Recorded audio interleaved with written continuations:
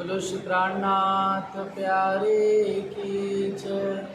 श्री धाम के धनी की जय। श्री बाईजो राज की महाराजा छत्रसाल की जय। श्री लालदाजी महाराज जी की जय। समस्त सुंदर साथ की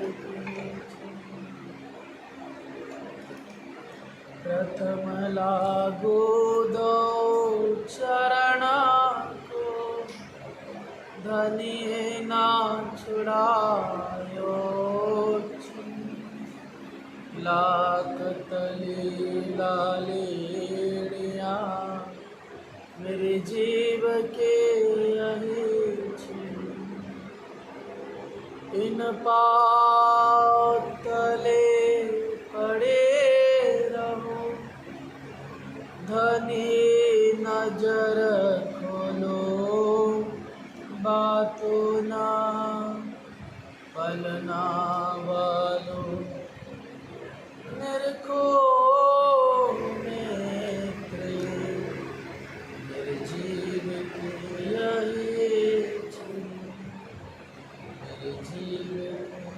यही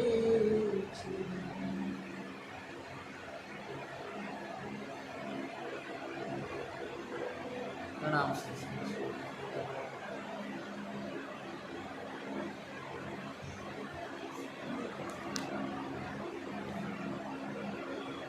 हमको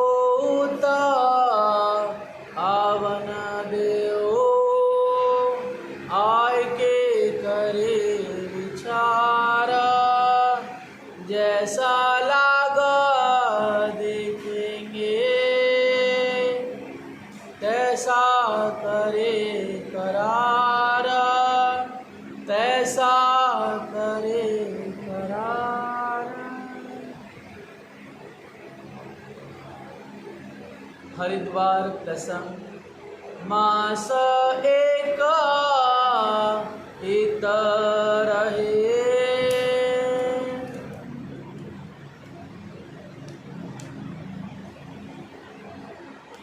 मास एक रहे। आप महामते आदि सद्गुरु श्री लालदास जी महाराज जी विक्रमी संवत 1734 और 35 के दरमियान में आप धामधनी मोमिनों के साथ में दिल्ली पधारे और सुंदर शाह जी यहाँ पर औरंगजेब शाकुमार बाई को पैगाम देने वास्ते कई प्रयत्न किए गए लेकिन वहाँ पर भी सफल न हो पाए सुंदर शाह जी। तब सुंदर शाह जी आप श्री जी यहाँ पर विचार करते हैं कि पैगाम देना हो नहीं पा रहा है, अब हमें चाहिए कि हम एक छड़े होकर के में एक अलग होकर के ये धर्म युद्ध करें। इसलिए आप विचार करके दिल्ली से धामधनी शाहजहाँपुर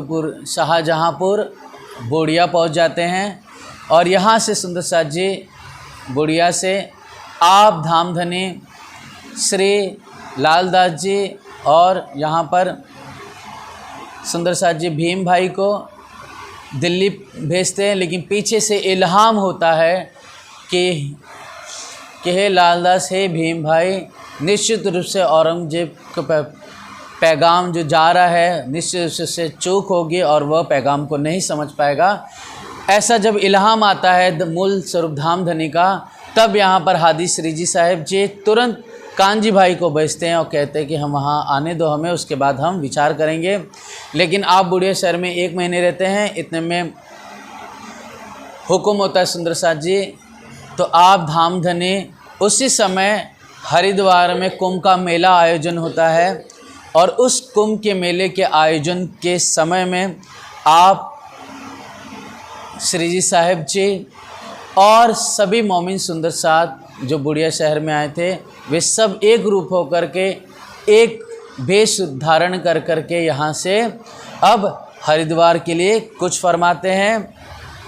आए हरिद्वार में ताको कहो विस्तार, हरिद्वार में हम सब आए उसका मैं विवेचन वर्णन करता हूँ। हे सुंदर साथ जी आप उसे श्रवण कीजिए कि साका शाली वाहन का 1600 पूरन, बैठा शाखा विजया बिंद का, तब फिर आए फिर के शयन। उस समय सुंदर साथ जी जब आप हरिद्वार का मेला लगा था तब आप श्री जी जब मोमिनों के साथ लगभग कहा जाता है दूसरी बीतों में कि लगभग 500 सुंदर साथ की जमात आप धामधनी के संग थे और 500 सुंदर साथ यहाँ पर हरिद्वार पधारे थे। तब यहाँ पर सुंदर साथ जी कहते हैं कि कुछ 4 बैल थे सुंदर साथ जी और यहाँ पर साथ साथ में 25 ऊँट कहे जाते हैं और 10 अश्व कहे जाते हैं। ऐसे कुल मिलाकर के सुंदर से 39 अश्वार यहाँ पर आप धनी के संग आते हैं और बुढ़िया से हरिद्वार पहुँचते हैं और 500 सुंदर साथ की अद्भुत जमात होती है। यहाँ पर सुंदर साथ जी जब विक्रमी संवत 1735 का समय था उसी समय शालीवाहन 1600 का आरंभ हुआ था। बैठा साका विजय बिंदन का, तब फिर आए फिर के शयन। तब सुंदर साथ जी यहाँ पर जो आज तक सारे फिरके अर्थात जो भी मंथ पंथ संप्रदाय जो जातियाँ थे वो अपने आप को महान सर्वश्रेष्ठ कह रहे थे, लेकिन जब आप हादी यहाँ पधारे जब शास्त्रार्थ हुआ तब सुंदर साथ जी सिर्फ एक फिरका रह गया, वो है ब्रह्म शिष्टियों का, वो निजानंद संप्रदाय रहा। बाकी सभी फिरकों को आपने शास्त्रार्थ कर करके धर्म ग्रंथों का प्रमाण दे करके उन्हें निश्चित रूप से परास्त किया, उन्हें हरा दिया और यहाँ पर निजानंद संप्रदाय का डंका बजा और यहीं पर श्री जी के विजयाभिनंदन रूप में आप हादी उद्घोषित हुए। तो सुंदर साथ जी आप लालदास जी महाराज जी फरमाते हैं कि विक्रमादित्य के राज 100 बरस 1735 अर्थात जो उज्जैन के राजा हुआ विक्रमादित्य, जब उनके द्वारा जो काल की शाखा चली जिसे विक्रमादित्य शाखा कहते हैं, विक्रमी संवत कहते हैं सुंदर साथ जी, उस संवत के अनुसार 1735 का समय हुआ था। तब जिद हुई फिरकन सो बुद्ध ईश्वरों के ईश्वर। इस तरह से जो ईश्वरों के ईश्वर भी कहे जाते हैं वो साक्षात बुद्ध निष्कलंक अवतार यहाँ पर प्रकट होकर करके अद्भुत रूप से उन मत पंथ आचार्यों के साथ धर्म ग्रंथों का प्रमाण दे करके साथ साथ हुआ और यहाँ पर निश्चित रूप से विजयाभिनंदन बुद्ध निष्कलंक का डंका बजा और सुंदर साथ जी सब यहाँ पर परास्त होकर के हार मान लेते हैं और यहाँ पर से सभी लोग आप श्री जी को बुद्ध निष्कलंक अवतार करके घोषित कर देते हैं। हरिद्वार के मेले में 4 संप्रदायता हैं। यहाँ हरिद्वार के मेले में सुंदर साथ जी उस समय 4 संप्रदाय के लोग भी थे, 6 शास्त्रों को मानने वाले उनके आचार्य और साथ साथ 10 नाम सन्यासी जो है जो 7 मान्यता को मानने वाले हैं, ये सब भी यहाँ पर आए। 4 वर्ण 4 आश्रम सब भय एक ठौर, सब ने देखा श्री राज को कीनी दिल में शक। और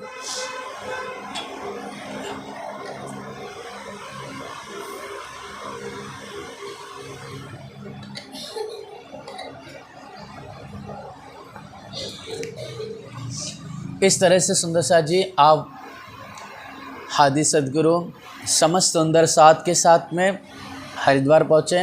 यहाँ 4 वर्ण 4 आश्रम के सभी लोग आकर के इकट्ठा होते हैं और जब श्री जी को देखते हैं, जब उनकी वेशभूषा देखते हैं तो उनकी वेशभूषा और स्वरूप को देख कर करके सब आश्चर्यचकित करते हैं और निश्चित रूप से विचार करते हैं ये कौन आ गए, क्या यह औरंगजेब के छिपाए हुए कोई गुप्तचर तो नहीं है, कहीं ये मुसलमान तो नहीं है, ऐसा विचार करके शक करते हैं श्री जी और सुंदर साथ पे। कहा तुम्हारी राह तो नहीं है, हम सुनी ना देखी कहाँ है।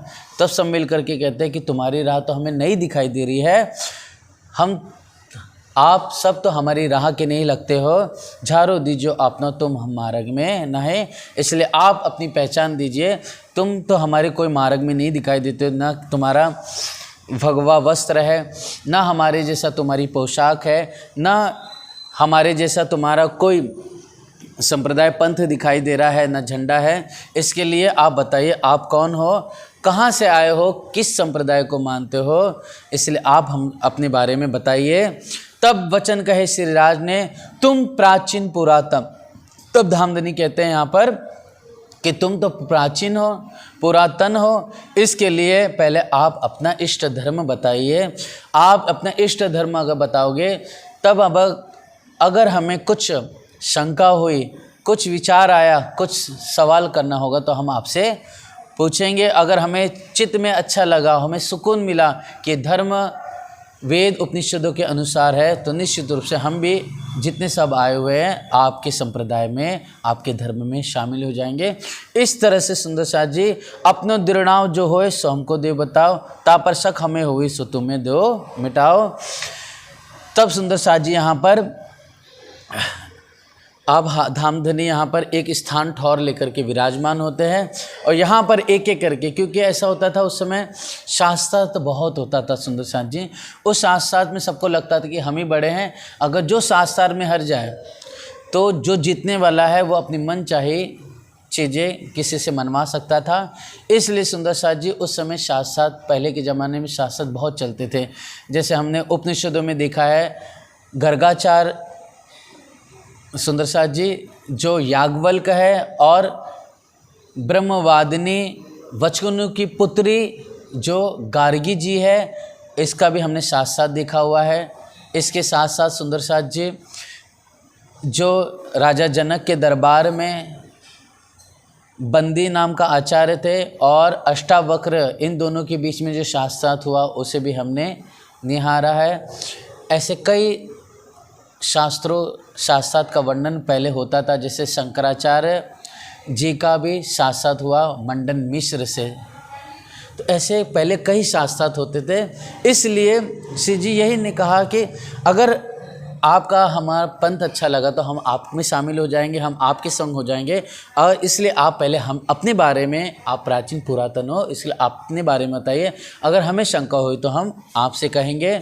तब सुंदर साथ जी यहाँ पर रामानुज संप्रदाय के पहले लोग आकर के अपना वेद शास्त्र मत इष्ट कहते हैं, और यही कहते हैं कि हमारा जो पंथ है ये तो बहुत अगोचर है, मतलब इंद्रियों से परे है, जो जाहिरी नैनों से दृष्टि में नहीं आता है। और कहते हैं कि परमात्मा के नाम जपना ही ये क्या है, हमारी शाखा है, और हमारा शुक्ल वर्ण है, और साथ साथ साम वेद को हम मानने वाले हैं। और मुक्त समीपी जाहिर, मतलब 4 प्रकार की बैकुंठ की मुक्ति है, सामीप्य, सालोक्य, सायुज्य और सारूप्य। जिसमें बैकुंठ की जो सामीप्य लोक की मुक्ति है, अर्थात भगवान विष्णु के निकट रह करके पार्षद रूप में उनकी सेवा करना, यह सामीप्य लोक होता है। सुंदर साथ जी सामीप्य मुक्ति कही जाती है। इसलिए यहाँ पर ये रामानुज वाले इस सामीप्य मुक्ति को मानते थे। साथ साथ में सुंदर साथ जी इनका जो क्षेत्र है, जो इष्ट है, ये सब मठ है, ये सब 14 लोक में आता है। इस तरह से यह पद लक्ष्मी, मतलब लक्ष्मी जी ने ही इस पद्धति को चलाया हुआ है रामानुज को। और हमारा जो अखाड़ा है, जो हमारा मुक्ति का स्थान है, वह बैकुंठ में समीप्य लोक है। इस तरह से अपना धाम, अपना तीर्थ, अपनी नदी के बारे में, अपने देवता के बारे में सारा वर्णन करते हैं। तब सुन पद्धत श्रीराज ने कि ये प्रश्न जो है, तब सबको सुना धामधनी ने।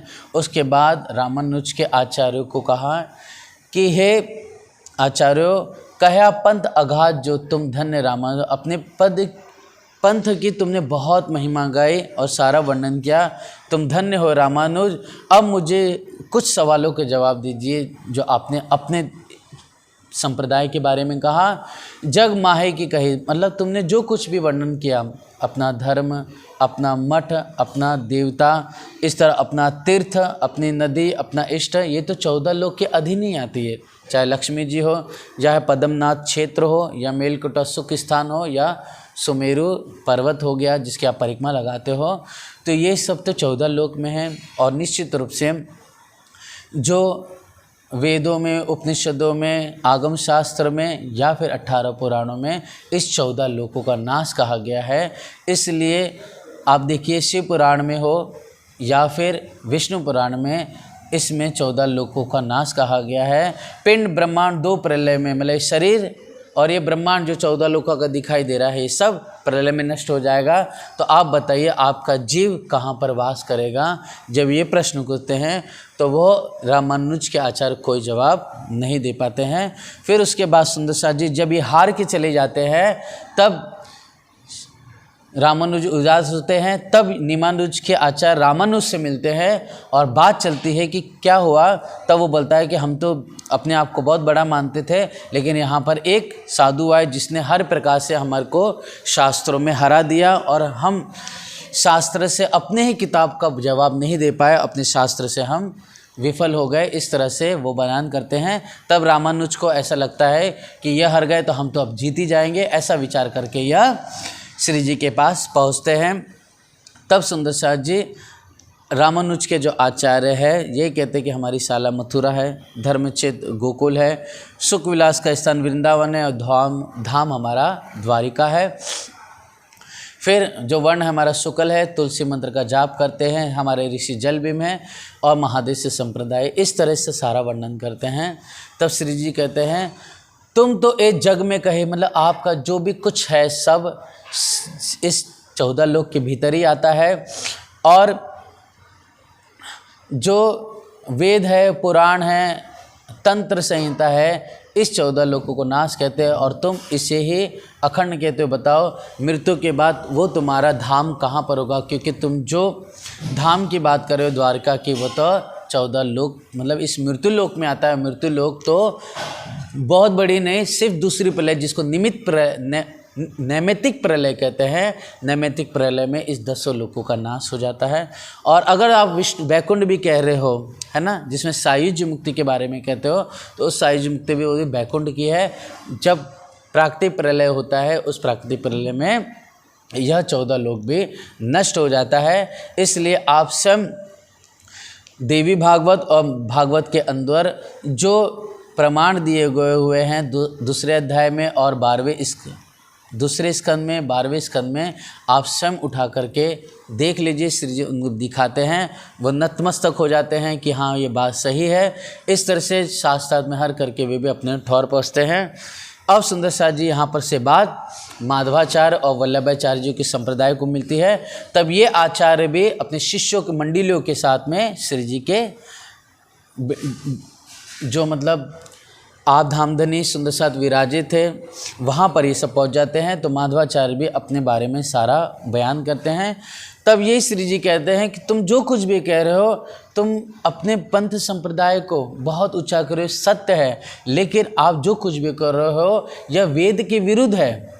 आप जो कह रहे हो हम अपना मुक्ति का स्थान, यह पुराण उपनिषदों के विरुद्ध है। विरुद्ध कहने का तात्पर्य हुआ सुंदर साथ जी कि ये सब जग के अधीन होने के कारण यह सब लय को प्राप्त हो जाएगा, और तब तुम्हारा जीव कहाँ पर रहेगा, कहाँ निवास करोगे, कहाँ तुम अपने स्वामी अपने प्रभु के साथ निवास करोगे, मुझे इसका उत्तर दीजिए। तब ये भी माधवाचार्य जवाब नहीं दे पाते सुंदर साथ जी। फिर उसके बाद यहाँ पर जो वल्लभ संप्रदाय के लोग हैं उनसे भी मुलाकात होती है, सारी बात होती है, लेकिन वो लोग भी हर एक प्रकार से इस संसार के, कहीं विष्णुकाची, कहीं मार्कंडे को तीर्थ कहते हैं, कहीं अथर्ववेद को, मतलब इन चारों ने अपने वेदों जो 4 थे, इन 4 वेदों को बांट लिया। 4 प्रकार की मुक्ति, बैकुंठ की, सामीप्य, सालोक, सायुज, उनको भी बांट लिया। इस तरह से सारा वर्णन कर लेते हैं, और सारा जो कुछ भी वर्णन करते हैं वो सब कहीं रंग धाम कहते हैं, कहीं बद्रीनाथ को कह देते हैं, तो कहीं पर द्वारिका को कह देते हैं। इस तरह से सुंदर साथ जी सब कुछ इस 14 लोक में आने की वजह से श्री जी इन्हें प्रमाण दे करके इन्हें साथ साथ में हरा जाते हैं। अब ये बात चारों तरफ फैलने लग जाती है कि एक संप्रदाय हुआ है निजानंद करके, ये अपने ऐसे साथ साथ करे कि हमारे जो वैष्णव धर्म के 4 संप्रदाय है ये सब हार गए हैं इनके आचार्य, और अब साथ साथ में हारने की वजह से यह अपना मुख नहीं दिखा पा रहे, मतलब शर्मसार हो रहे, भीतर ही भीतर, अंदर ही अंदर क्रोधित हो रहे हैं। तब ऐसा जान करके 10 नाम सन्यासियों के बाद यह पता चलती है सुंदर साथ जी। तो 10 नाम सन्यासी क्या है, सन्यास धर्म क्या है, इसके बारे में सुंदर साथ जी आप लालदास जी महाराज जी यहाँ पर फरमाते हैं कि सन्यास मत के आचार चारों युग के जे, मतलब सन्यास मत जो है उसमें चारों युग में इनके आचार हुए, जैसे सतयुग, त्रेता, द्वापर और कलयुग। अब इसमें जो सतयुग में जो सन्यास धर्म के आचार्य वो कौन थे, ब्रह्मा, विष्णु, महेश हुए। फिर इस सन्यास धर्म के त्रेता युग में आचार्य हुए वशिष्ठ जी, पराशर जी और शक्ति जी, ये 3 आचार्य हुए। फिर द्वापर युग में सुखदेव महामुनि और महर्षि ऋषि व्यास जी, ये दोनों आचार्य हुए। और फिर कलयुग में गौड़, गोविंद और शंकर, ये 3 आचार्य हुए। फिर शंकर मतलब शंकराचार्य से, इन्हीं शंकराचार्य जी के 4 शिष्य हुए सुंदर साथ जी, और इन्हीं 4 शिष्यों के जो शिष्य हुए उन्हीं से ही 10 नाम सन्यासी धर्म प्रचलित होता है। और सन्यास भी जो सन्यास है सुंदर साथ जी, इसमें 4 प्रकार के सन्यासी रहते हैं, जैसे कि कुटीचर है, बहुदक है, फिर उसके बाद हंस और परमहंस कहे गए। जैसे कुटीचर सन्यासी कौन कहते हैं, कुटीचर सन्यासी वो होता है जो सुंदर साथ जी जो पहले अपने घर से कुछ दूरी पर जा करके कुटिया बना लेते थे या झोपड़ी बना लेते थे और अकेला वहाँ पर निवास करते थे। वो घर से कुछ दूरी पर रह करके वहाँ निवास करके अकेले में अपना जीवन यापन करते थे। ऐसे लोगों को कुटीचर कहते थे सुंदर साथ जी, कुटीचर सन्यासी। उसके बाद बहुदक सन्यासी वो होते हैं जो घर से निकल के दूर स्थान पे चले जाते हैं और साथ साथ में कहते हैं कि जब वो भिक्षा मांगते हैं तो उस भिक्षा में सिर्फ़ और सिर्फ 7 घरों से ही वह भिक्षा मांग सकते हैं। दूसरी चीज़, कोई एक घर वाला भी अगर ज़्यादा भोजन दे दे तो निश्चित रूप से वो लेते नहीं हैं, जितना ज़रूरत है वो थोड़ा सा लेते हैं। बाकी सभी लोगों से 7 घरों से थोड़ा थोड़ा भोजन लेकर के अपना उपार्जन कर लेते हैं, अपने पेट पाल लेते हैं और आप तपस्या ध्यान साधना करते हैं। ये हो गए बहुदक सन्यासी। उसके बाद होता है सुंदर साथ जी हंस। हंस वो होते हैं जो अपने विषय वासना इंद्रियों को नियंत्रित कर करके भक्ति साधना करते हैं और परमात्म दशा को मतलब अपने आत्म स्वरूप में स्थिर हो जाते हैं। ऐसे लोगों को निश्चित रूप से हंस कहा गया है। और परमहंस जो होते हैं जो इंद्रियों से अतीत हो जाते हैं, जो त्रिगुण से अलग हो जाते हैं और साक्षात अहम ब्रह्मास्मि का अनुभव करने लगते हैं, मतलब खुद ही साक्षात परमात्मा उनके हृदय में आके बैठ जाते हैं। अर्थात वो परमात्मा और वह सन्यासी जो परमहंस कहते हैं वो दोनों अब एक हो गए हैं और इस तरह से जो दिव्य परमात्मा दशा को प्राप्त हो चुके हैं, साक्षात परमात्मा ही जैसे बन गए हैं, ऐसे सन्यासी को परमहंस की उपाधि दी जाती है। इस तरह से 4 प्रकार के सन्यासी कहे गए हैं। एक है कुटीचर, एक है बहुदक, तीसरा है हंस और चौथा है परमहंस। सुंदर साथ जी इस तरह से 4 सन्यासी कहे गए हैं। तो अब यहाँ पर सुंदर साथ जी यह जो शंकराचार्य जी हुए, शंकराचार्य जी के ही 4 शिष्य होते हैं। यह जो 4 शिष्य सुंदर साथ जी जिनके नाम क्या है, ब्रह्माचार्य जी, पद्माचार्य जी, नराटोटकाचार्य और श्रृंगी ऋषि। तो कहा जाता है सुंदर साथ जी जो यह ब्रह्माचार्य जी है, ब्रह्माचार्य जी ने जो शंकराचार्य जी ने जो वेद का ज्ञान चारों तरफ फैलाया, तो उनके जो 4 ये शिष्य हुए, इसमें एक ब्रह्माचार्य जी है। यह ब्रह्माचार्य जी को आपने क्या किया, पश्चिम दिशा की तरफ भेजा। तो पश्चिम दिशा में वो गए तो द्वारिका चले गए सुंदर जी, और द्वारिका में जाकर के उन्होंने उनके शिष्यों ने मिल करके एक मठ की स्थापना की जिसे कहा जाता है शारदा मठ। उसी प्रकार पद्माचार्य जी हुए सुंदर सा जी। पद्माचार्य जी पूर्व दिशा की ओर चले जाते हैं और पूर्व दिशा में जो उड़ीसा राज्य है, उड़ीसा राज्य में जाकर के गोवर्धन मठ है सुंदर सा जी। जो पद्माचार्य जी के शिष्य है वो क्या करते हैं, गोवर्धन मठ की स्थापना करते हैं। फिर सुंदर सा जी नरा टोटकाचार्य जी हुए। नरा टोटकाचार्य जी आप उत्तर दिशा की तरफ चले जाते हैं और उत्तराखंड में जा कर के आप वहाँ पर जोशी मठ की स्थापना करते हैं। और यहाँ पर जो 34 जो उनके शिष्य हुए जिनका नाम से श्रृंगी ऋषि, श्रृंगी ऋषि का एक नाम है सुंदर सा जी हस्तमलकाचार्य जी। वह क्या करते हैं, वो चले जाते हैं दक्षिण में और उनके शिष्य जो आगे बढ़ते हैं वो सब मिल करके श्रृंगेरी मठ कर्नाटक में स्थापित करते हैं। इस तरह से शंकराचार्य जी के 4 शिष्य होते हैं। चारों शिष्य चारों दिशा में जा करके एक एक मठ की स्थापना करते हैं। यही सुंदर साथ जी इनके जो शिष्य बनते हैं वो आगे जा करके इन्हीं से ही 10 नाम सन्यासी धर्म चल पड़ता है।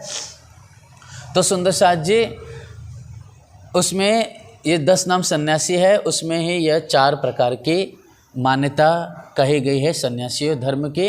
तो पहली सुंदर साथ जी जो मन्या है, मतलब जो मान्यता है जो 10 सन्यासियों की तो यह है। फिर 10 नाम सन्यास जो बोले इस प्रमाण, मन्या 7 मठ 4 हमारे परमहंस मत है। जान हमारा जो मत है वो परमहंस मत है और हमारी 4 मठ है और 7 मान्यता है। तो कहते हैं कि हमारी मठ जो पश्चिम में है शारदा मठ, द्वारिका क्षेत्र है, सुधीश्वर देवता है। और हमारी जो संप्रदाय का नाम क्या है, कीटवार संप्रदाय है। मतलब जो द्वारिका में आप ब्रह्माचार्य जी ने जो स्थापना की थी, इनकी संप्रदाय का नाम निकला कीटवार। और यहाँ पर जो 10 नाम सन्यासी उसमें से 2 सन्यासी जिनका नाम था तीर्थ और आश्रम, ये 2 सन्यासी जो है यहीं पर आगे धर्म को बढ़ाते हैं। सन्यास धर्म कहाँ पर होकर के, शारदा मठ द्वारिका से होकर के। फिर सुंदर साथ जी वन और आरण्य, मतलब जो आप पद्माचार्य जी के शिष्यों के शिष्य हुए वन आरण्य, वो जो पूर्व दिशा में गोवर्धन मठ है वहाँ पर जा करके सुंदर साथ जी वहाँ जाके वहीं से आप लोग संन्यास धर्म का फैलाव करते हैं जिनका नाम वन आरण्य है। और यहाँ पर पूर्व दिशा में जो यह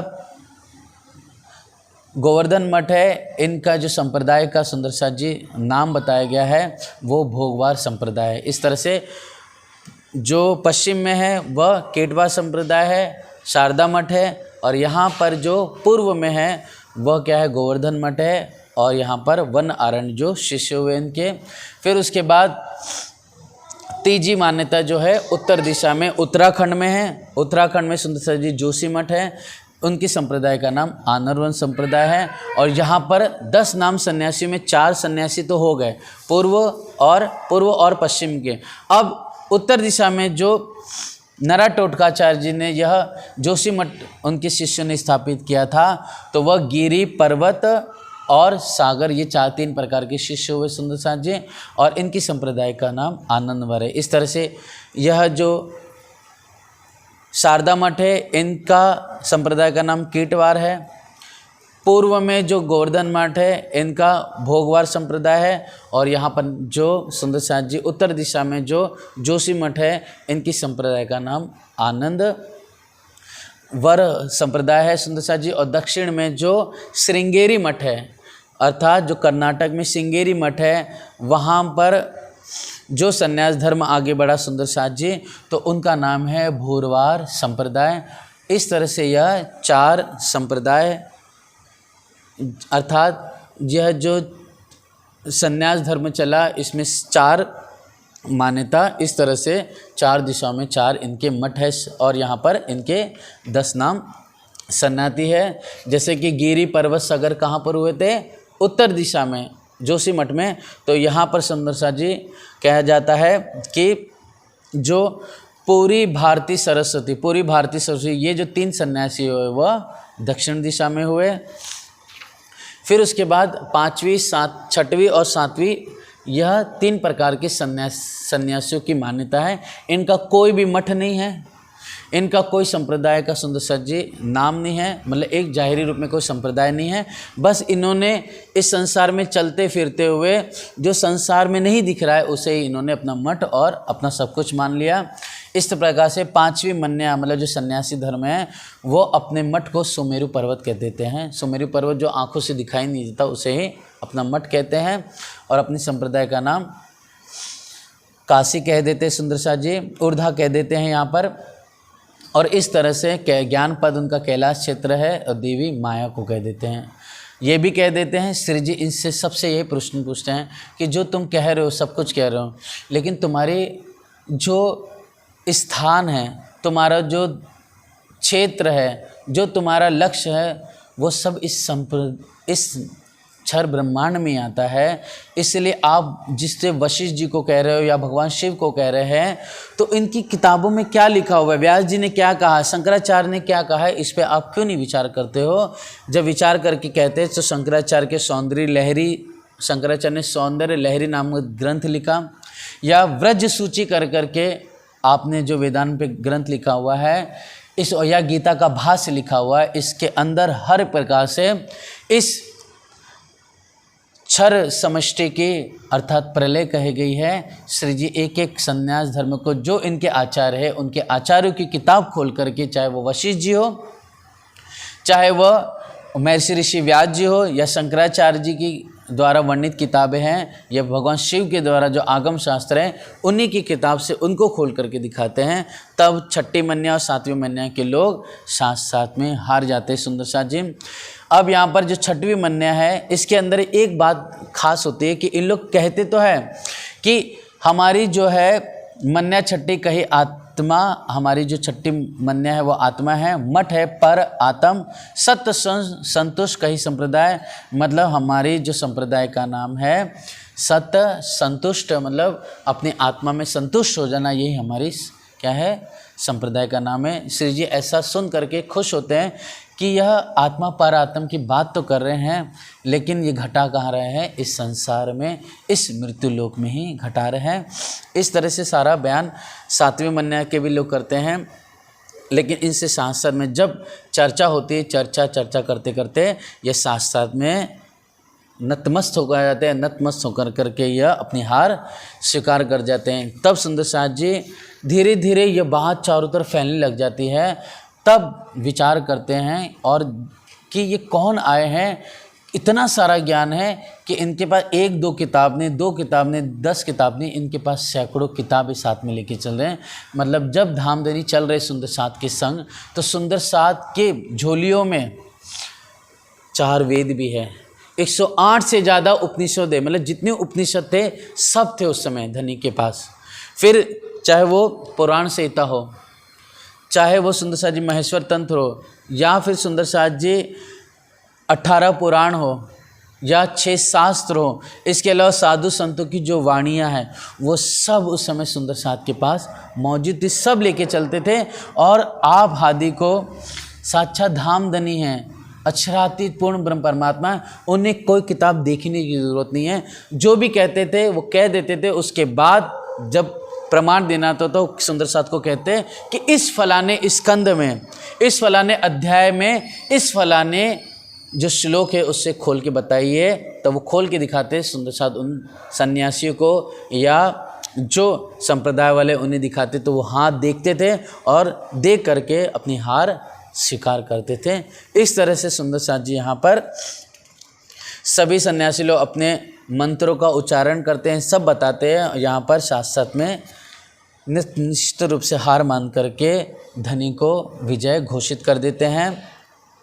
धीरे धीरे बात और फैलती है सुंदर साथ जी। तब अहंकार के वशीभूत यह जो खट दर्शन के आचार्य हैं वो सुनते हैं और ये भी आकर के साक्षात करते हैं और अपनी महिमा का गुणगान करते हुए कहते हैं, खट दर्शन बोले तबे प्राचीन हम मत, सो देखो तुम समझ के भगवत प्राप्त सत्य, अर्थात परमात्मा का साक्षात्कार प्राप्त हो जाएगा अगर तुम हमारे इस मत से, हमारे संप्रदाय के अनुसार अगर ज्ञान लोगे और सीखोगे। तब श्री वो कहते हैं कि चतुर्मुखी ब्रह्मा जी हुए, और उनके द्वारा हमेशा, तब सुंदर साथ जी उनके द्वारा हमेशा कहा जाता है, ब्रह्मा जी चारों मुख से चारों वेदों का दिव्य गुणगान करते थे। तो कहा जाता है कि पूर्व मुख ऋग्वेद जान, मतलब आपके पूर्व मुख से हमेशा ऋग्वेद का उच्चारण होता था। फिर साथ साथ में जो उत्तर की तरफ जो मुख था सुंदर साथ जी, उससे हमेशा आप अथर्ववेद गाते हैं। पश्चिम के मुख से हमेशा यजुर्वेद के भेद बोल रहे, यजुर्वेद के जो ऋचाएँ है उसका गायन करते थे। और फिर दक्षिण मुख से सुंदर साथ जी यहाँ सामवेद का वर्णन करते हैं, मतलब गायन करते हैं। इन्हीं 4 वेदों से सुंदर साथ जी 6 शास्त्रों की उत्पत्ति हुई है। ऐसा कर करके यहाँ की जो आचार है सारा बयान एक एक करके बयान करते हैं। तो यह फरमाते हैं, जैसे गौतम ऋषि ने जो शास्त्र लिखा है जिसे न्याय शास्त्र कहते हैं, उसी प्रकार सुंदर साथ जी जो जैमिनी ऋषि ने और व्यास जी ने जो कर्म, जैमिनी ऋषि ने कर्म पे विवेचन दिया है और व्यास जी ने जो शारीरिक कृत पे जो बयान किया हुआ है सुंदर साथ जी, उसे मीमांसा ग्रंथ कहते हैं। जो कणाद ऋषि हुए जिन्हें कर्ण देव भी कह के पुकारा गया है, उन्होंने वैशेषिक धर्मशास्त्र की विवेचन किया है, उसका वर्णन किया है, वह वैशेषिक शास्त्र लिखा हुआ है। उसी प्रकार सुंदर साथ जी जो पतंजल ऋषि हुए, उन्होंने पातंजल शास्त्र लिखा जिसे योग दर्शन भी कहा जाता है। इसी प्रकार कपिल जो भगवान विष्णु के अवतार हुए, उन्होंने भी सांख्य शास्त्र का वर्णन किया है। इस तरह से भगवान शिव ने जो दिव्य उपदेश व्यास जी को दिया और वही दिव्य उपदेश आपने जो वर्णित किया उसे ही वेदांत कहते हैं। इस तरह से 6 शास्त्रों का सारा वर्णन होता है। और सुंदर साथ जी यह 6 शास्त्रों के जो आचार है वो भिन्न भिन्न मत रखते हैं और अपनी चतुराई से परमात्मा का बखान करते हैं। उसमें से सुंदर साथ जी जो न्याय दर्शन के शास्त्र है, जो मतलब गौतम ऋषि ने जो न्याय शास्त्र वर्णन किया है, उसके आचार्य श्री जी से मुलाकात करें और अपनी महिमा गाते हैं कि न्यायिक दर्शन की भेदवाद विद सोए, अर्थात जो उन्होंने ज्ञान चर्चा की, आप लालदास जी महाराज जी कह रहे मोमिनों को, हे सुंदर साथ जी श्रवण कीजिए कि माया जीव ईश्वर त्रयी, मतलब माया है, जीव है और ईश्वर, ये तीनों क्या है, भिन्न भिन्न है और अनादि है। फिर 20 एक प्रणाली का सीढ़ी दुख की जौन ना सोए तब सुख को प्राप्त होवे तोन, अर्थात 20 एक प्रणाली का है। 20 एक क्या है सुंदर साथ जी? 5 ज्ञान इंद्रियाँ। 5 ज्ञान इंद्रियाँ कौन सी हमारी? जैसे नेत्र हो गए, नासिका हो गए, जीहा हो गए, श्रवण हो गए और यह त्वचा होगी। ये क्या है? 5 ज्ञान शास्त्र हैं, 5 ज्ञान इंद्रियाँ है और एक मन। इस तरह से कुल हो गए 6। यह जो 6 है, मन और 5 ज्ञान इंद्रियाँ, इनके ही 6 विषय हो जाएंगे। तो कितने हो गए? 12। इनके ही 6 का ज्ञान भी होगा, वो 18। फिर यह शरीर और संसार के सुख दुख कुल मिलाकर 21 हो गए। 21 जो प्रणाली का है, इस 21 प्रणाली का को जो पार कर लेता है दुख को, निश्चित रूप से वही सुख को, अखंड मुक्ति को प्राप्त होता है। ऐसा कर करके ये न्याय दर्शन के शास्त्र जो आचार्य है वर्णन करते हैं। तब श्री जी प्रश्न करते हैं, जो तुम कह रहे हो उसके बारे में बताइए कि 20 एक प्रणाली का तुमने कहे, ये बताइए कि 20 एक प्रणाली का कहे, लेकिन 20 एक प्रणाली का के बाद जो 22वीं है, आप ये बताइए उसमें कैसा सुख है और जीव वहाँ पर जाकर करके क्या माया के अधीन रहेगा कि माया से परे हो जाएगा, और वहाँ पर कैसा तुम किस तरह से निवास करोगे और वहाँ पर परमात्मा कौन है, वहाँ का मुक्ति स्थान कैसा, हमें बताइए। तब सुंदर साथ जी जब ये पूछते श्री जी साहिब जी कि वह सुख का स्थान कैसा है, कैसे प्राप्त होगा, तो अपनी विधि बताते कैसे करने से क्या होगा। तो वो कहते हैं श्री जी कि वो जीव का वास जब वहाँ पर होगा तो वो स्थान के बारे में बताइए, लेकिन कोई भी आचार्य अर्थात न्याय दर्शन के आचार्य वर्णन नहीं कर पाते हैं। फिर ये लोग ये भी कहते हैं कि सूक्ष्म नित्य है, स्थूल नाश है। तो श्री जी कहते हैं ये बताइए कि जब 21 प्रणालिका के बाद आगे जब 22वें में जाओगे आप, तो जो नित्य है वो नित्य कैसा है? स्थूल तो मान लिया, चलो आपने कहा इस शरीर को है तो इस स्थूल मर जाएगा, लेकिन सूक्ष्म है वो किस तरह से, कहाँ पर अखंड होगा, कहाँ वास करेगा, मुझे इसके बारे में बताइए, अपने धाम के बारे में बताइए। तो वो लोग न्याय दर्शन के जवाब नहीं दे पाते हैं, इस तरह से अपनी हार स्वीकार करते हैं। क्योंकि श्री जी ने तो यहाँ पर सुंदरसा जी, लालदास जी महाराज जी बहुत छोटा वर्णन किया है, 2-3 उन्होंने अपने बारे में बताया, श्री जी ने 2-3 प्रश्न किया, लेकिन इसका विस्तार वहाँ पर बहुत ज़्यादा होता है।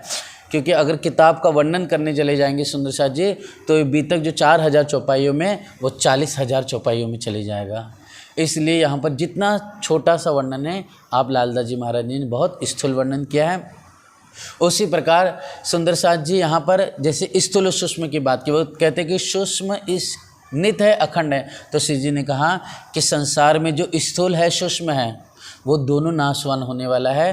तब इस तरह से सारा उपनिषदों के बारे में बताया, जो कारण शरीर है, साथ साथ में जो स्थूल है और सूक्ष्म है, ये तीनों क्या है, जीव के द्वारा ही धारण किया हुआ है। इसके लिए निश्चित रूप से जीव के द्वारा धारण करने की वजह से यह सब लय को प्राप्त हो जाएगा। खुद ब्रह्मा जी ने नारद जी को दिव्य ज्ञान दिया, उस दिव्य ज्ञान में खुद ब्रह्मा जी कहते हैं कि इस संसार में जो कुछ स्थूल दिखाई दे रहा है या इससे परे जो सूक्ष्म है, वो दोनों माया द्वारा जनित होने के कारण दोनों नाशवान हैं। ऐसा करके श्री जी ने उन्हें प्रमाण दिखाए महर्षि ऋषि व्यास जी के, तब जा कर के वह नतमस्तक हुए, उन्होंने भी हार स्वीकार की। लेकिन फिर भी अंदर उनके वह रोष बना रहा सुंदरसाज जी। अब यहाँ पर जो जैमिनी ऋषि ने जो कर्म पर मीमांसा धर्म दर्शन शास्त्र का वर्णन किया, तो उन्होंने यही कहा कि जीव ईश्वर ब्रह्म सब कर्म का ही रूप है। तब श्री जी ने कहा कर्म तो जीव के द्वारा उत्पन्न होता है। कहने का अर्थ है कि जब अहंकार आता है जीव के अंदर, और जब इस मन को धारण करता है जीव, तो निश्चित रूप से मन और अहंकार जब दोनों मिलते हैं, तब कर्म की उत्पत्ति होती है। और ब्रह्म क्या है, अखंड सत्य स्वरूप है, वहाँ कर्म की उत्पत्ति लय नहीं होती है, कर्म उत्पत्ता है और मिट जाता है। इसलिए ब्रह्म धाम में सदा स्थिर है, वह अखंड है, शाश्वत है। और कर्म है, मन अहंकार के द्वारा उत्पन्न होता है, अहंकार और मन की पहुँच से वह ब्रह्म धाम और वह ब्रह्म परे है। इस तरह से सुंदरसाज जी आप यही फरमाते हैं कि दिव्यो ही अमूर्तः पुरुषः सभाय अभ्यंतर ही अजः अप्राणो ही अमनः शुभ्रो ही अक्षरात् परतपर, अर्थात वह मन और प्राण इन सब से परे है और अक्षर ब्रह्म से भी परे है। इसलिए जो तुम कह रहे हो, मुझे ये बताओ, तुम कह रहे हो कि मन के उपज से ही क्या है, कर्म की उत्पत्ति है और सब कर्म का रूप है, तो निश्चित रूप से अहंकार और मन इन सब से परे वो परमात्मा है। अर्थात ब्रह्म में अहंकार और मन का लेश मात्र भी नहीं है। इस तरह से श्री जी उन्हीं की किताबों से, मीमांसा शास्त्र से उन्हीं के बारे में वर्णन करके, वेदों का प्रमाण दे करके उन्हें यहाँ पर साथ साथ में हरा देते हैं।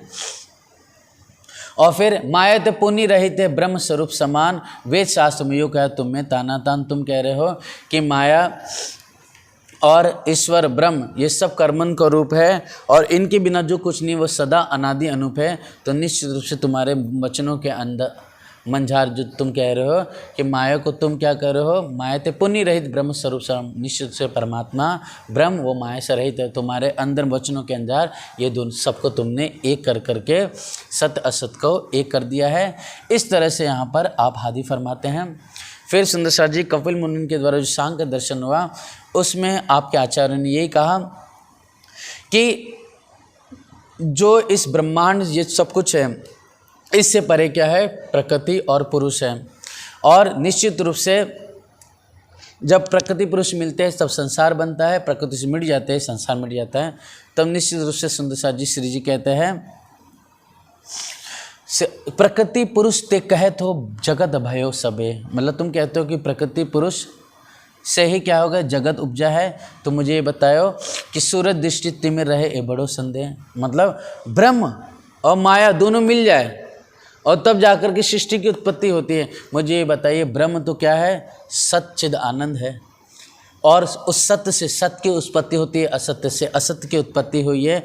तुमने सत्य असत्य को मिला दिया और फिर कह रहे हो कि इन्हीं के द्वारा क्या उत्पत्ति होती है, ये बताओ। सूरज जहाँ पर आ जा रहे वहाँ अंधकार कैसे टिक सकता है? मतलब जहाँ ब्रह्म हो तो वहाँ पर ये माया प्रकृति कैसे रह सकती है, ये बताओ। दोनों का मिलाप तो शास्त्रों में कहीं नहीं लिखा है। तुम अपने मन से, अपने विचारों से तुम दोनों को सत्य कह रहे हो और कह रहे हो कि इनकी दोनों की द्वारा उत्पत्ति हुई है। यहाँ तक कि शास्त्रों में कहा गया है, शास्त्र मतलब शास्त्रों में और वेद उपनिषदों में कहा गया है कि प्रकृति नाशवान है और प्रकृति का कोई रूप नहीं है। महाप्रलय में निश्चित रूप से इनका लय हो जाता है और प्रकृति जो पुरुष स्वरूप है वह जो आदि नारायण है वह भी अंत समय में लय होकर के अपने कारण स्वरूप में जाकर के लीन हो जाता है। अगर तुम कहते हो कि प्रकृति पुरुष ये दोनों निराकार है, तो मुझे ये बताओ कि निराकार से निराकार मिल करके कैसे अखंड की स्थापना करती है। और ये बताओ कि जब प्रलय होगा तब तुम्हारा जीव कहाँ पर जाके अखंड होगा? क्या निराकार में जब कोई स्वरूप ही नहीं है तो बताओ कैसे वहाँ पर तुम्हारा जीव अखंड होगा, शाश्वत सुख प्राप्त करेगा? जब ये सारा वर्णन करते हैं वो सब विचार करने लग जाते हैं, आखिरकार ये कौन है, कैसा स्वरूप है, ये हम जो कुछ भी कर रहे सब पे इनके पास हर एक चीज़ का जवाब है। हर एक प्रकार से इनके पास अकाट्य वचन कह रहे हैं। ऐसा वचन सुन करके सब स्तब्ध हो जाते हैं, सब आचार्य मतलब चिंता करने लगते हैं। इतने सब सन्यासी मत सब इनसे शासक हरते चले जा रहे। आखिरकार ये कौन आए हैं जो अपने बारे में अभी तक नहीं बताया, लेकिन हमारा सुन करके हमें हमारी किताबों से देख करके प्रमाण दे करके हमें ही हरा दे रहे हैं। इस तरह से वैशेषिक धर्म जो कणाद ऋषि ने उत्पन्न किया, ये कहते हैं कि सब कुछ काल है, काल ही उत्पन्न करता है, काल ही मरता है। तब श्री जी कहते हैं वेद उपनिषदों में कहा गया है वो परमात्मा कालातीत है, मतलब काल से परे है। उस ब्रह्म भवन में कभी काल आ नहीं सकता है, वहाँ पर समय की कोई गणना नहीं है, वो भावातीत है, त्रिगुणातीत है, वह कालातीत कहा गया है। अब ये बताओ कि वेद उपनिषदों को सत्य माना जाए या वैशेषिक? हे आचार्य तुम्हें माना जाए, क्योंकि चारों वेद पहले संसार में प्रकट हुए, उसके बाद जा कर के 6 शास्त्र हुए। तो बताइए वेद को झूठा कह दे हम और आपके वचनों को सत्य मान लें? ऐसा सुंदर शाह जी कई वचन धामधनी यहाँ पर कहते हैं। ऐसा कहते कहते निश्चित रूप से वह हार मान ले जाते हैं और वो भी नतमस्तक होते हैं। आप ये भी श्री जी कहते हैं कया स्वरूप ब्रह्म को ऐसो तुम जो कहे तो सबलिक जैसो, मतलब तुम क्या है सत असत को मिला दे रहे हो और सब अंग सबलिक माया माहे। अंग यहाँ पर सबलिक किसे कहा गया है? आदि नारायण, जिसे सबल ब्रह्म कहते हैं उसे कहा गया है। तुम तो परमात्मा को क्या कह रहे हैं? आदि नारायण कह रहे हो, सबल ब्रह्म के रूप में उद्घोषित कर रहे हो। निश्चित रूप से तुम्हारे वचनों में क्या त्रुटि है, तुम्हारे वचनों के अंदर अज्ञानता है और वेद वचन से तुम मेल नहीं खाते हो। इस तरह से सुंदर शाह जी ये भी नतमस्तक होते हैं। फिर पातंजल मत के लोग कहते हैं कि जो ये नाड़ी चक्र है इसको शोधने से क्या हो जाएगा? निश्चित रूप से हमें ब्रह्म की प्राप्ति हो जाएगी। मतलब हमें योग करना पड़ेगा। मतलब योग क्या है? जैसे कि यम है, नियम है, प्राणायाम है, प्रत्याहार है, सुंदर शाह जी ध्यान है, धारणा है, आसन है, ऐसे करके समाधि है। ऐसे 8 योग के अंग है। इनको हम क्या करेंगे? तपस्या करेंगे, योग करेंगे, साधना करेंगे तो निश्चित रूप से नाड़ी चक्र को शोधित करने से, इंगला पिंगला को जागृत करने से सुंदर शाह जी ये कहते हैं, श्री जी कहते हैं, ये मतलब जो आप पातंजल मत वाले ये सब कहते हैं तो श्री जी यही कहते हैं कि मेटो आशंका चित देख के, मतलब मेरी आशंकाओं का आप मिटाइए कि ब्रह्म तो सच्चिद आनंद है और संसार असत जड़ दुख है और सत्य से सत्य उत्पत्ति है, असत से असत की उत्पत्ति होती है, माया से माया की ही विस्तार होगा, ब्रह्म से ब्रह्म का ही वर्णन आया हुआ है, वहीं से ब्रह्म से सत्य उत्पन्न होता है, माया से असत उत्पन्न होता है। अगर तुम कहते हो कि नाड़ी संशोधन से ही परमात्मा की प्राप्ति हो जाती है तो परमात्मा तीनों काल में सदा सर्वदा एक जैसा रहा है। तो तुम अगर संसार इस पिंड में ही परमात्मा को कह दे रहे हो तो ये बताइए कि इस पिंड का तो नाश कहा गया, इस ब्रह्मांड का नाश कहा गया है। तो ये जब संसार पिंड ब्रह्मांड सब मिट जाएंगे तो ये जीव का निवास स्थान कहाँ रहेगा? निश्चित रूप से आप हमें जवाब दीजिए कि किरणा सूरज भेद ना जाए, आए माया ब्रह्म बहु बीच भाए, परस्पर प्रतिवाद दो, एक पात्र मध्य रहे न दो। अर्थात सूरज और सूरज किरणों में, दोनों में गुणों में कोई अंतर नहीं होता है, दोनों एक ही होते हैं। उसी प्रकार माया से माया भी जो उत्पन्न होगी उसी का स्वभाव एक जैसा होगा। इस प्रकार माया और ब्रह्म दोनों चीज़ अलग है, लेकिन आपके वचनों के अंदर आप दोनों को मिला करके असत्य को तुम सत्य करने पे आरूढ़ हो। इसलिए सुंदर साथ जी, यह जो तुम प्रमाण के वचन कह रहे हो, निश्चित रूप से यह वचन असत्य रूप में उद्घोषित होते हैं, क्योंकि भगवान विष्णु जी ने भी जो ज्ञान दिया हुआ है विष्णु पुराण में, या व्यास जी ने जो वर्णन किया हुआ है, सब आप जो कह रहे हो इनके विरुद्ध आज वचन कह रहे हो। इनके अनुसार धर्मशास्त्रों वेद के अनुसार आप कोई भी श्लोक या कोई उदाहरण नहीं दे पा रहे हो। इस तरह से समाधान करने के लिए कहते हैं हमारे प्रश्न का उत्तर जो, तो कोई भी जवाब नहीं देते हैं। इसी प्रकार सुंदर सर जी वेदांती भी यही कहते हैं कि कण कण में परमात्मा है, अणु से हस्ती तक सब कुछ यही है। तो यहाँ पर श्री जी इन्हीं को ही जवाब देते होगे कि परमात्मा सर्वत्र है, तो चार अज्ञान होना ही नहीं चाहिए कि जहाँ परमात्मा है वहीं पर ज्ञान है, जहाँ परमात्मा वहीं पर आनंद है, जहाँ परमात्मा है वहीं तेज कण कण में प्रकाश होना चाहिए। और आपके अनुसार तो ब्रह्म हर एक अणु से लगाकर हस्ती में आप परमात्मा कह रहे हो, तो यहाँ पर बताइए जन्म और मरण क्यों है? क्योंकि और यहाँ पर सब त्रिगुण रूप में क्यों है? क्यों भावों से के अंदर बह रहे सब लोग? क्यों ये संसार नाशवान है? जहाँ ब्रह्म है वो तो अखंड रहता है, शाश्वत होता है, सिर्फ वहाँ आनंद ही आनंद है। एक उत्साह है चारों तरफ, सिर्फ प्रेम के ही वहाँ पर मस्ती छाई हुई है। हमें ये बताइए उस अचिंत्य जो लोक है, अचिंत्य जो धाम है, वहाँ पर आप वहाँ का वर्णन करना चाहिए कि उस कण कण में परमात्मा लेके आप इस संसार में घटा रहे हो। इस तरह से सब वेदांतियों से बातचीत करते हैं, वह अपने अहंकार के वशीभूत होकर अपने वचन को बार बार सिद्ध करने की कोशिश करते हैं। लेकिन श्री जी बार बार शंकराचार्य जी का उदाहरण दे करके कहते हैं कि शंकराचार्य जी ने ये कहा कि यह आत्मा इस संसार में है, फिर ये कहा कि आत्मा इस संसार से परे भी, इसका भेद बता दो। तो वेदांती लोग कोई भी जवाब नहीं दे पाते। इस तरह से वेदांतियों के बीच में सुंदर जी बहुत वाद प्रतिवाद होता है। अब लालदास जी महाराज जी के मैं कहाँ तक बताऊँ, यह बहुत यहाँ पर वाद विवाद वेदांती लोग करते हैं और मानने को तैयार नहीं होते हैं। तब सुंदर साथ जी सन्यासी 10 नाम सन्यासी जो 7 मान्यताओं को मानने वाले हैं, ये और 6 शास्त्र, ये सब एक एक करके मिलने लगते हैं, मतलब एक अपना गुट बनाते हैं। और यहाँ पर 4 संप्रदाय वाले भी मिल करके एक गुट बना करके विचार करते हैं कि इन्होंने तो हमको हरा दिया, इस निजानंद संप्रदाय वालों ने, अब हमें ऐसा चाहिए। इन मतलब श्री जी ने अभी बताया नहीं कि निजानंद संप्रदाय है, लेकिन ये सब विचार करते हैं कि इन्होंने हमें हराया है हर एक प्रकार से, हम मुख से बोल ही नहीं पाए, आखिरकार ये कौन है, इतना ज्ञान कहाँ से, हमें इनका परिचय लेना पड़े। इसके लिए सुंदर शाह जी ये सब मिल करके श्री जी के पास आते हैं और ये कहते हैं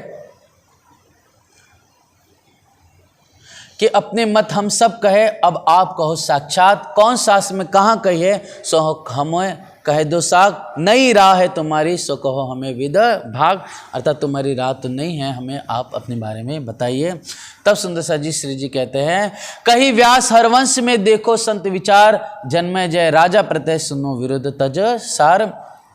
तब सुंदर साथ जी यहाँ पर श्री जी कहते हैं कि व्यास जी और राजा जन्मे जी जो राजा परीक्षित के पुत्र हुए, उनके बीच में जो संवाद हुआ था वही हरिवंश पुराण में वर्णन है, उसे आप चित्त देख के श्रवण कीजिए। कही अनहोनी व्यास से नृपसो, मतलब व्यास जी ने कहा जन्मे जी को कि एक अनहोनी घटना होने वाली है। तब राजा जन्मे जी कहते हैं कि हे भगवान हमें आप बताइए। तब व्यास जी कहते हैं कि वो ब्रह्म मुनि कलयुग में प्रकट होने वाले हैं। तो जन्मे जी कहते हैं इसमें कौन सी बड़ी बात है, आप सुखदेव महामुनि, वशिष्ठ जी, भृगु, पुलस, अत्रि, क्या आप सब ब्रह्म मुनि नहीं हैं? तो कहते हैं कि नहीं, हम ब्रह्म मुनि नहीं हैं, ब्रह्म मुनि तो तीनों काल में नहीं आए, निश्चित रूप से वह कलयुग में आएंगे। और वो जब आएंगे तो अखत कथा नौतन कहेंगे, और वो सब किसी भी देवी देवता को नहीं ध्याएंगे ना पूजेंगे, वो सब मिलकर सिर्फ एक परमात्मा को पूजेंगे। उनके दिव्य ज्ञान के द्वारा सारे संसार को अखंड अमर लोक मुक्ति का स्थान प्राप्त होगा। ऐसा सब संसार के जीव मिलकर के उन ब्रह्म मुनियों को साक्षात परमात्मा मान करके पूजेंगे। ऐसा सुंदर शाह जी हरिवंश पुराण खोल करके आप श्री जी साहब जी जाहिर करते बताते हैं। सब देख करके आश्चर्यचकित होते हैं, ये बात तो आप सही कह रहे हैं। तब सुंदर शाह जी यहाँ पर वो सब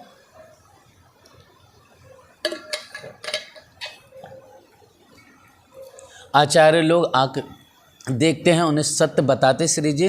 फिर वो अहंकार में आकर के मानने को तैयार ही नहीं। उसके बाद वो सब आके कहते हैं कि अब हमें ये बताइए आपका धाम क्या है, आपकी शाला क्या है, आपका विलास का क्षेत्र कहाँ पर है, आप किसे अपना तीर्थ मानते हो, फिर उसके बाद आपकी संप्रदाय का नाम क्या है, आपकी शिखा क्या है, आपके सद्गुरु कौन हैं।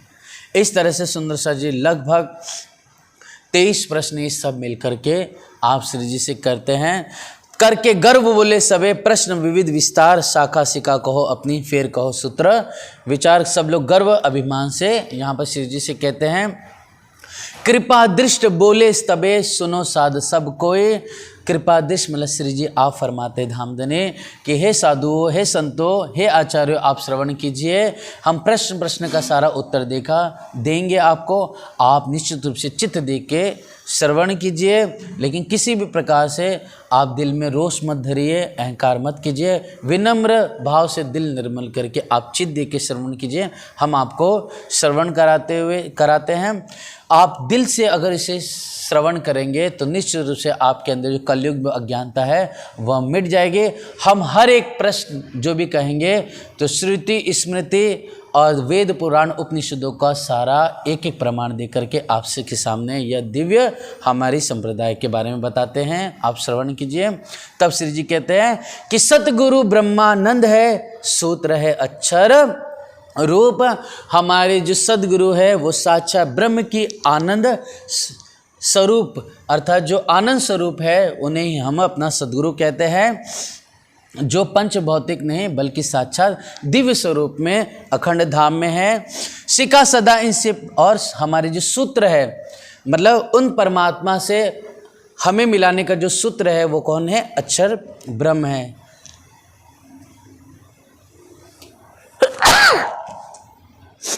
इसीलिए सुंदर साथ जी निश्चित रूप से अगर हमें परम धाम के बारे में जानना है तो उससे पहले हमें अक्षर ब्रह्म के बारे में जानना पड़ेगा, क्योंकि सुंदर साथ जी अक्षर ब्रह्म एक सूत्र कह के पुकारा गया है। जिस तरह से गणित में फॉर्मूला होता है, अगर हमें आंसर चाहिए तो मैथ्स में क्वेश्चन आ जाएगा, आपको कहीं कहीं आंसर भी दे दिया जाएगा, लेकिन बिना सूत्र के आप उस आंसर को जान नहीं सकते हो।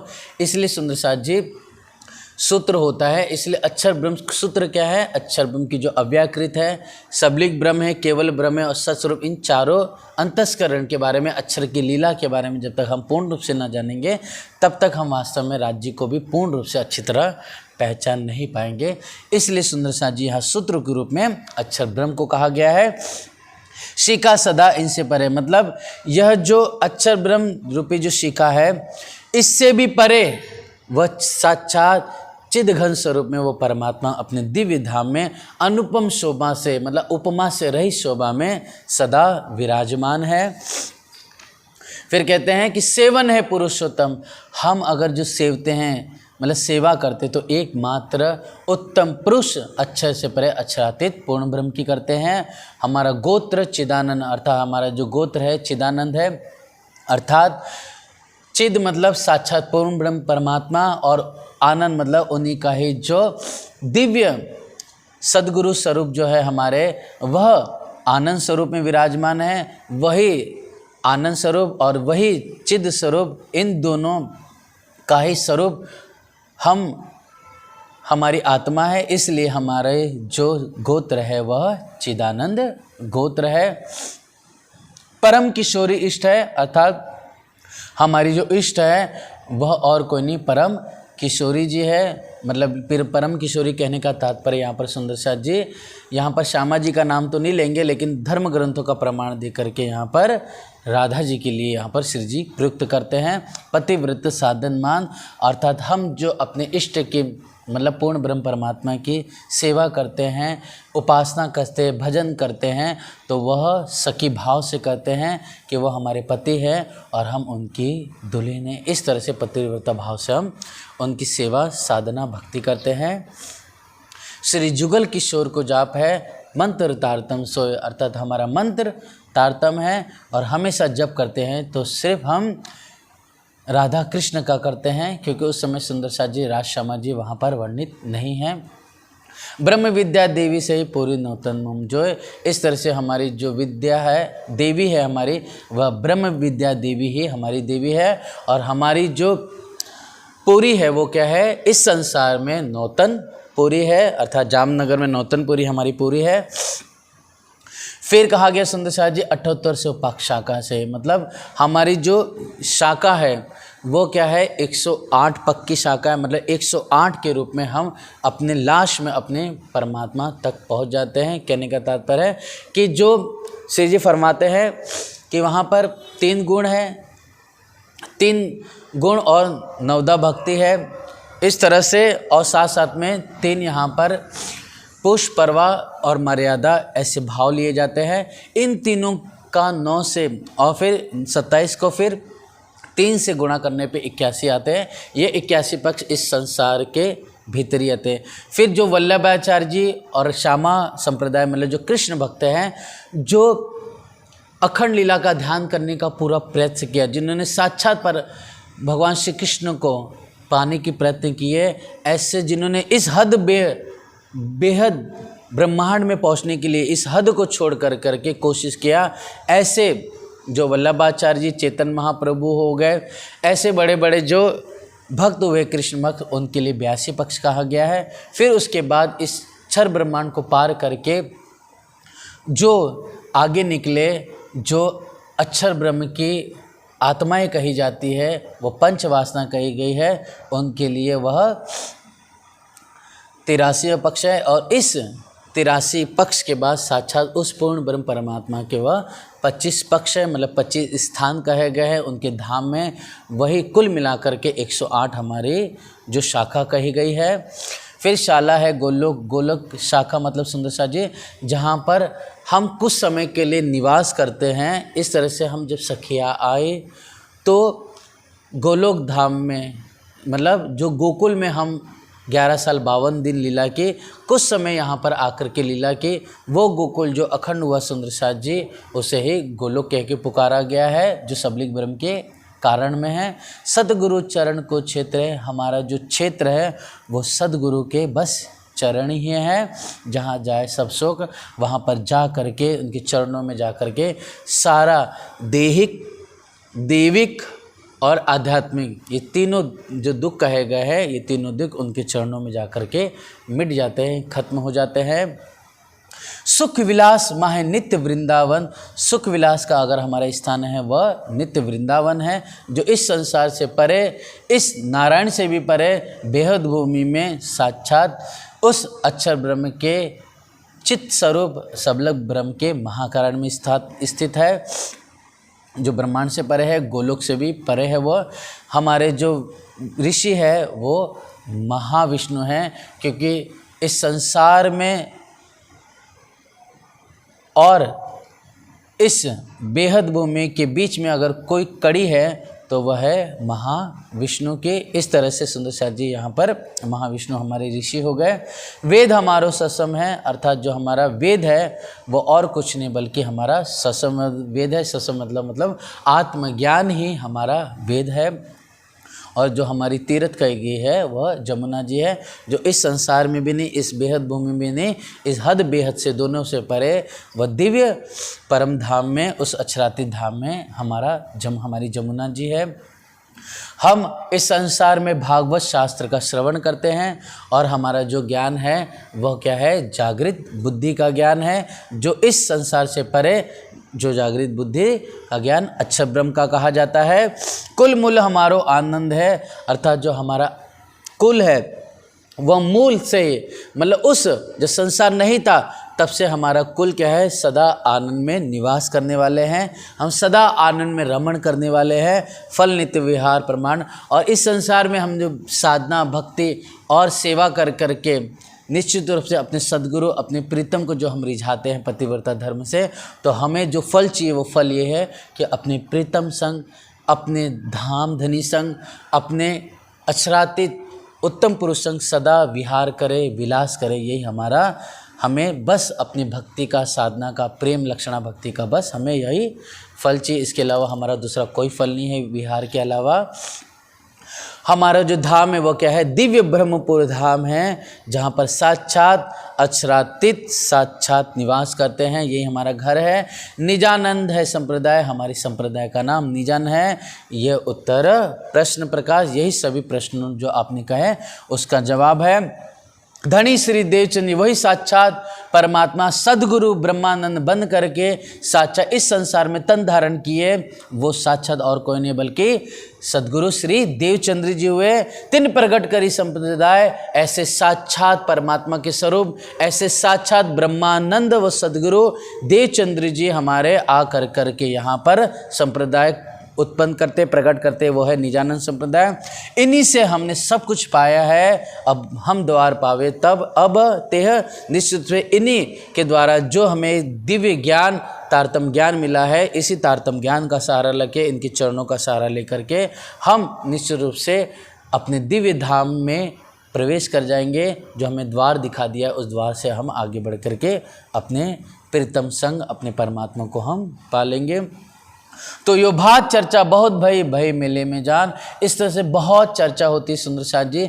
श्री जी हर एक चीज़ों का प्रमाण दे दे करके, कहीं पर शास्त्र का, कहीं पर संहिताओं का, तो कहीं पर महेश्वर तंत्र का, कहीं पुराण संहिता का, कहीं वेद का, कहीं उपनिषदों का, कहीं 6 शास्त्रों का, कहीं हर एक प्रकार से किताबों का प्रमाण दे करके उनसे यह सारी बात बता देते हैं, प्रकाशित करते हैं। तब बताते आप श्री जी समय कि देखो इस समय 1735 का समय है और शालिवाहन 1600 चल रहा है। और उसी समय सुंदर साथ जी आप श्री जी कहते हैं कि इस साल 12 महीने में 1 माह कम हो गए, मतलब यह साल 11 महीने का है। तो सुंदर साथ जी आप श्री जी भविष्य दीपिका जो गुरु वशिष्ठ जी ने अपने शिष्य मर्यादा पुरुषोत्तम रामचंद्र को जो ज्ञान दिया, साक्षात भगवान शिव ने जो भविष्य पुराण में जो वर्णन किया, ये दोनों ग्रंथ आप उन बड़े बड़े आचार्यों के सामने रखते हैं, पंडितों के सामने, और कहते हैं कि ये देखो हमारे आने का प्रमाण, ये देखो इसके अंदर सारी बात लिखी हुई है। क्योंकि भगवान शिव को, गुरु वशिष्ठ जी को वचनों को कोई भी काट नहीं सकता है सुंदर साथ जी। इस तरह से जब प्रमाण देकर के सारी बात बताते हैं तब वो लोग बहुत आश्चर्यचकित होते, कहते हैं कि जो कह रहे हैं अकाट्य सत्य कह रहे हैं, इनके एक एक वचन सत्य हैं, हम किसी प्रकार से इनके वचनों को काट नहीं सकते और कुछ जवाब नहीं दे सकते हैं। श्री जी कहते हैं तब उसी समय सुंदर सा जी रात को धूम्रकेतु नक्षत्र यहाँ पर साक्षात दिखाई देता है, तारा दिखाई देता है, और जो सप्त तारे मतलब 7 तारे हैं वो खुले रूप में आकाश में दिखाई दे रहे हैं। वो क्या है, विचरण कर रहे हैं। उस समय बाकी किसी समय भी ऐसा 7 जो तारे हैं वो विचरण नहीं करते हैं, लेकिन उस समय उस रात में साक्षात सबको यह दिव्य दिखाई देता है। अगले दिन श्री जी साक्षात सब कुछ बता देते हैं कि देखो शास्त्रों में जो कहा गया था, जो आचार्यों ने, जो भगवान शिव जी ने, जो महर्षि ऋषि व्यास जी ने, जो गुरु वशिष्ठ जी ने कहा था, वो सब अब साक्षात वैसा वैसा हूबहू प्रकट हो रहा है। कलयुग की आयुष्य हो गई, उसका भी बयान किया, वो सब कुछ बता दिया। अब दिखा करके जब बताते हैं तब सुंदर साथ जी यहाँ पर सब लोग इस बात से राजी हो जाते हैं। सब विजयाभिनंदन बुद्ध निष्कलंक अवतार कहते हुए आपको उद्घोषित करते हैं और जयकार भी लगाते हैं कि जीती फौज सिरे संसार की, मतलब सब पर विजय प्राप्त करते हैं। सब लोग धन धन कहते हैं, कारज कारण विस्तार, लेकिन लालदास जी महाराज जी कहते हैं ये देखते हैं यहाँ पर विजयाभिनंदन बुद्ध निष्कलंक का डंका बजता है। यहाँ पर वो लोग मतलब हम सब सुंदर साथ आरती उतारते हैं, ये सब देखते हैं, सब लोग यहाँ पर खुश भी होते हैं। लेकिन जब तक सामने थे तब तक ठीक था, जैसे अपने डेरे में गए तब यहाँ पर कलयुग ने डेरा किया और उनके बुद्धि को, चित्त को फिरा दिया और अहम अपनी पद प्रतिष्ठा मान के लिए वो लोग क्या हो गए, सुन करके भी श्री जी के सामने नतमस्त होकर करके उनको स्वीकार नहीं करते, अर्थात तारतम्य ग्रहण नहीं करते हैं। इसलिए लालदास जी महाराज जी कहते हैं कि तहाँ तमाशा देख के फेर के किया विचार। इस तरह से तमाशा पूरा देखा, मतलब जैसे सर्कस में लीला देखते हैं वैसे सर्कस लीला देख करके जैसे सब लोग चले जाते हैं, वैसे सर्कस के ये सब लोग आ करके सब लीला देखते हैं और वापस से अपने अपने आश्रमों में, अपने अपने मंदिरों में, अपने अपने जो गढ़ बनाए हुए वहाँ पर ये सब आचार्य, ये सब संत लोग, ये सब साधु लोग जा कर के चले जाते हैं, लेकिन कोई भी श्री जी के चरणों में नहीं आता है, कोई भी तारतम्य ग्रहण नहीं करता है। इसलिए कहा गया तहाँ तमाशा देख के फेर किया विचार।